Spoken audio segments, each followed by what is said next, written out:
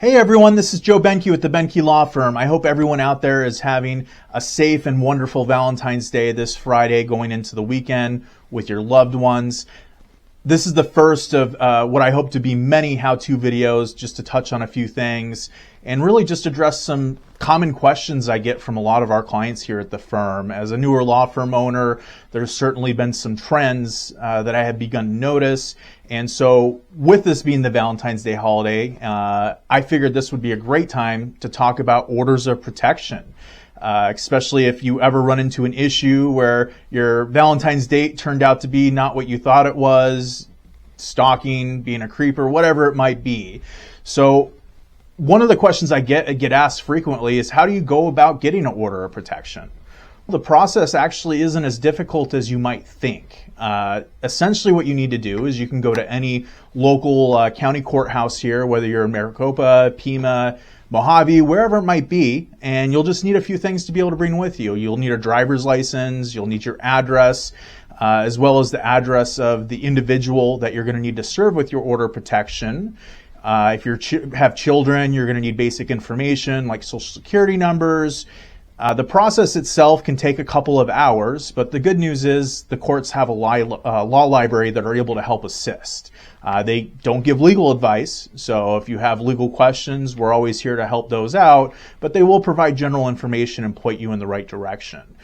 There's a number of reasons to consider taking out of order of protection. Some of the most common, unfortunately, that I see is domestic violence, harassment, abuse of kids, which is really sad to see. And that's why I like doing these videos, to try to help those people out that maybe don't know how to go about it, especially if they're stuck in a situation like that.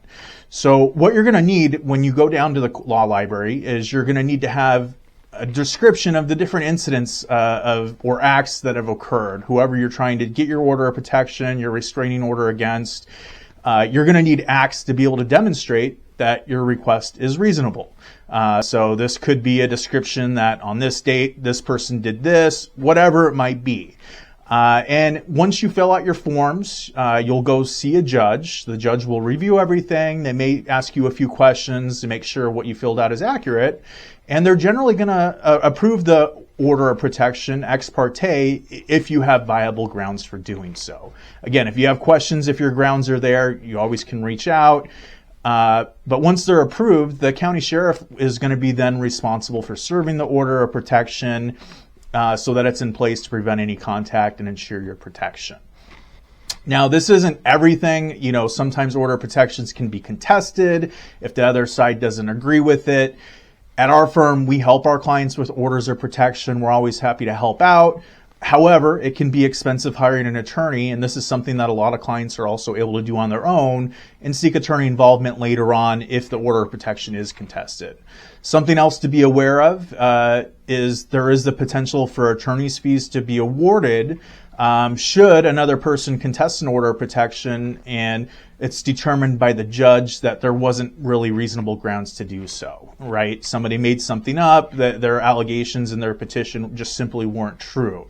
So at your hearing, you do want to make sure you have some evidence to be able to show what the incidents were, whether that might be text messages, emails, correspondence, videos, ideally, you know, not ideally, but if you have a police report, if there's been a report or allegations, or if there's a case open with child custody services, these are all different things that help support your position. Again, this is just general information. If you ever need additional information about an order of protection or a family law case in general, please don't hesitate to reach out. In the interim, I hope everyone has an awesome Valentine's Day weekend, and we wish you nothing but the best. Until next time.